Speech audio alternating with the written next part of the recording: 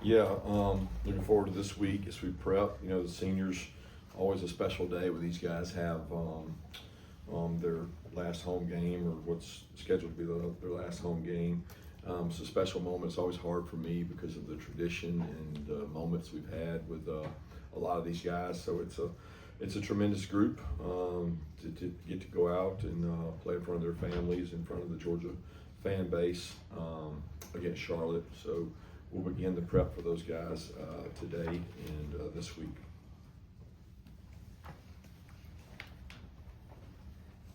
Kirby, just want to see if you had an update on CJ after Saturday. Yeah, he'll be week to week and see when we can get him back. Coach, I guess this qualifies as a big picture question for you guys. Now, mentioned the SEC play, you still got 2 big games to go and won't know if you'll be going to Atlanta for the SEC championship game or after the TAC game. Is that kind of in some way a difficult position to be in for you, or kind of how are you kind of approaching this? No, it's not a difficult position. It's we're worried about Charlotte, right? So we're focused on them. We're getting ready for those guys. That's who we'll prepare for. The next week we'll have a plan for the following week in terms of people breaking things down and things like that. But it's not a difficult time in terms of that because we're not really worried about getting better. Coach, I'm curious how you thought the rest of the linebacker room picked up CJ's obviously absence, particularly Chris Colson. Like he got the majority of the run. Yeah, all those guys rolled in there with Chris, Justin, and Raylan playing snaps, and those guys continue to grow and get better. They practiced well this year and continued to get more depth in that room. But I was proud of the way those guys played a few more snaps. If you don't mind me following up, who gets the green dot, if you will? Now that CJ's out? No, they all have a green dot. Okay. They rotate who has it by who's in. So it's not CJ doesn't always have it. Raylan has it some. Chris has it some. Justin has it some. Yeah, I was wondering if you had an update on Chauncey Bowens when he left the game in the fourth quarter. Yep, be day to day. Hopefully get him back. I hadn't actually got a chance to see Chauncey yet, but he was doing rehab this morning and had good reports from that, but don't know much. Yeah, Gabe was in on a sack the other night. Just what have you made of his progression throughout this year as he's played by far the most snaps he's played in his career? Yeah, I think Gabe's been really consistent. He's played really hard, really physical. He's a twitchy player that we need in terms of being disruptive in movements and striking blockers. He's really tough. He's really physical. He's been really durable. I've been very pleased with his consistency throughout the entire season. Coach, just what has been James Cooley's impact on that wide receiver room, and what's kind of the impact that Javon Williams has had being around this group of guys in that wide receiver room? Yeah, Coley does a tremendous job. He's a really good teacher. He's passionate about his game every day. He goes into his meeting room prepared to teach, to challenge, to motivate. He fires up NFL tape. He's got, whether it's Jamar Chase or like an NFL wideout, A.J. Brown, Devontae Smith. I mean, the concepts we use in our offense are very common in the NFL. So those guys really like seeing their the guys they look up to running those routes. And so Coley does a good job kind of integrating those things into his meeting to make it interesting. He teaches the toughness we need at that position, the skill set. He's done a good job recruiting, so I've been very pleased with what James has done. Just quick follow-up, what about Javon? I know he's been. Yeah, Javon works with those guys too. It's great because Coley knew Javon when he was here, and they've got a good relationship. He gives good energy. He gives experience. He's guys played at that level, and he demands a lot of those guys. He pushes them. He's not afraid to challenge them, and I think that's helpful. Coach Sherleff, how would you collectively remember the senior class? Probably, more about this year because the majority of this senior class has had an increased role, at least from a leadership perspective, maybe a snap perspective in some guys' cases this year, because there were a lot of seniors last year, and this class has been unique in that this season's been different. They've been part of the new culture, first real senior class that was kind of brought into this group. I mean, a couple of them left last year, so Malachi and Michael, they were all part of this class that's gone. But when you look across the board, the fourth-year seniors, they were kind of the first. I mean, it was in its infancy, but they were in the NIL stage in phases. So I mean, proud of them, love them like I do the others, and I want to continue for them to grow. Coach, back in preseason, you had talked about an element of patience that you had to have with this being such a young team. You know, getting to this point now, what has stood out to you and impressed you most about their growth from an intangible standpoint? I mean, we're going to be young every year, so I don't think college football is going to have old teams anymore. I think they're going to be youth across the board, and I'm going to have to get used to being patient, because it's what it is. How fast can you grow your youth compared to others? But I'm proud of this group and what they've done. They've got good intangibles. They work hard. They'll get tested this week in terms of their focus and how well they can continue to elevate, as opposed to just sit there and idle by. They got to make a choice on whether they want to continue to get better. Coach, you just kind of alluded to some of the differences with college football now. You, I want to ask you about some numbers. I know you don't typically like to reflect on this, but it's kind of interesting. The last 5 years, you guys went 37-3 in the SEC, and I think that ties Saban as the best 5-year span in SEC play. I think Spurrier was 36-4. You played then. How different is it? How much more challenging is it now, do you think, to win SEC games than it was 10 years ago when you were part of that Saban staff that had that 5-year run, or even when you were a player and actually played against some of those Spurrier teams that had that 36-4 stretch? I think it's a hard question to answer. It's a hard comparison, because my perspective as a player and my perspective as an assistant is very different than my perspective as a head coach. And it's changed within that window you talked about. I don't know that the early years that you're talking about in the 5-year span were that different than those years that I was an assistant. But the last two, since the expansion and the increased transiency and the increased in NIL, it's become a more parity league in the last two. So probably within that 5-year span you're talking about, that record, it's been harder on the back end of it. What kind of growth, what kind of growth have you seen from the defensive line in terms of getting pushed towards the quarterback pressure?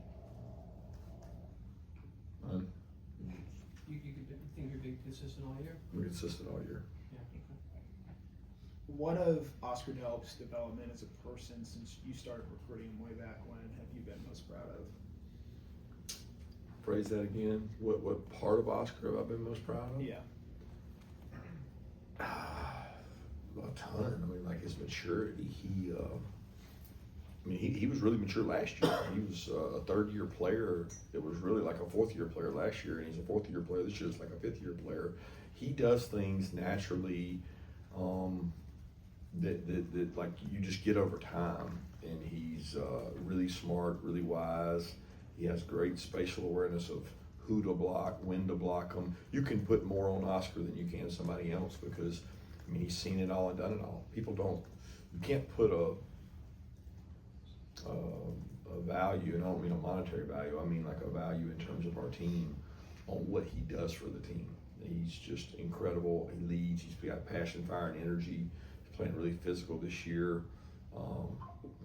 He's grown up, is what he's done. He's practiced better too this year, but he practiced poorly before. He's just improved that, and he fits this identity of our offense really well.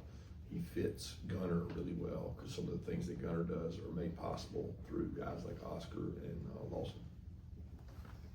You look at some of the numbers for you guys in the red zone on offense. What do you feel like has been the key to you guys being so productive when you get in that red area, being able to specifically be able to find the end zone? Ability to run the ball. At the end of the day, guys, do your red area stats, and if you struggle to run the ball, you're going to struggle in the red area. There's nowhere else to go. You can't throw it up there in the 10th row. You gotta go through somebody's face, and that's hard to do for a lot of people, and it's hard to do for us, but we're committed to it. And same way on defense, you got to be able to stop them from doing that. And I think Gunner's legs have helped with that. Creativity on offense with Bobo, his staff, John Lilly in particular helps with the red area. They've done a tremendous job. We'll check on Kristen Miller real quick, make sure he's okay since he went down the other day. As far as I know, he's good. Yeah, Monroe won SEC Offensive Lineman of the Week.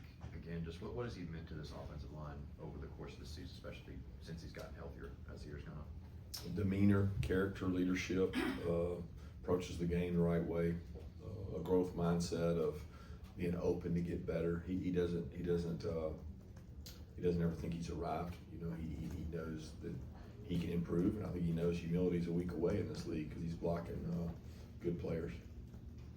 Kirby, based on what Gunner's done in the biggest games, I think the 2 top 10 teams here, 10 total touchdowns, 1 interception.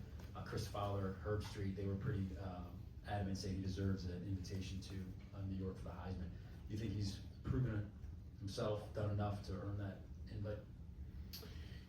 Yeah, I would defer to you guys and the people that judge that in terms of what that consists of. It's hard for me to lobby for that. What I will say is he embodies everything about that award: resiliency, character, determination.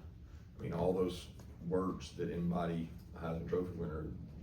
Gunner's got it, and he's done it on the biggest stages, in front of the biggest audiences, against some of the toughest competition at a really high level. So, you know, he's playing well. He's playing to make the people around him better, and his value to our team is immense. Kirby, several teams in the SEC are still alive for the championship game. Curious, with the college football playoff now 12 teams, has how you look at reaching, you and your colleagues, I guess, reaching the championship game changed at all? Ohio State, Notre Dame went to the championship game of the CIP last year without playing in a championship game. Yeah, how we look at going to the championship game, that would be like saying, are you looking at intentionally losing? I don't know. Okay, well, that sounded like, I can't, I mean, I want to win every game that we possibly play. So what does that mean? Well, from, you know, the 12-team playoff is kind of an end-all be-all for, you know, you see a lot of coaching changes, programs aren't getting there, they're making changes. You know, how does it affect, you know, just the path now that you have a championship game, and instead of only 4 teams, you don't necessarily need to win it or even get there to get to the playoff? Yeah, again, my objective is to win every game we play. So where does that put us? Puts us in that game, right? So there would be no way I would ever look at not playing in that game. Can't do that. Got to look at the opportunity to go play and win the conference championship that has eluded more programs and has been as rare to win in some cases as a national championship. And that's philosophically, I mean, I'm a kid that grew up in the SEC footwork and thinks that that's one of the key ingredients, most important games. To talk about the future and what it holds, I can't even speculate what that holds. And to talk about the way our coaches look at it, regardless of how they look at it, how are they going to perform on the field on Saturdays? They're going to go perform to win, which puts you in that game.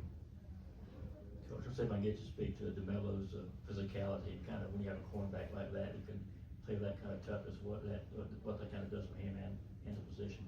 Well, it creates value for him. It creates value for our team. We have what we want to be a tough physical team, and hard to be that if you don't have players that are willing to stick their face in there, tackle.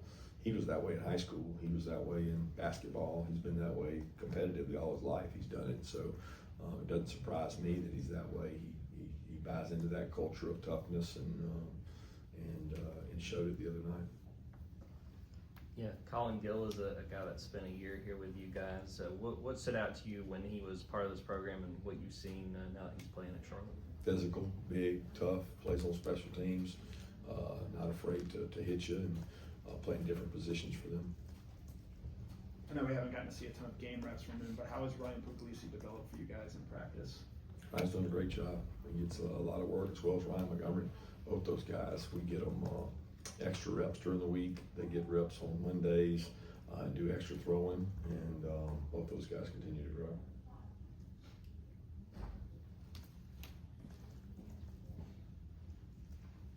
Kirby, how do you balance, you talked about after the game, guys wanting to check, you don't have guys that just want to check, you have guys that want to play physical. If you have really hard physical practices, how do you balance it, keeping it from saying, this is just too much, I'm ready to hit the portal, I'll go somewhere else where it's easier. But you still have to make them physical, so you have to kind of put them through that grind, how do you balance it? We schedule them. The ones that want to leave, we schedule them. We try to get them on the schedule, because when they want to leave because they're not physical, that means they're probably going to a place that's not physical. We like those places. We like to play them. We prefer them, actually, if you can get them on the schedule. So it's one of those deals that you don't run from hard in life. You run from hard in life, you'll find more hard.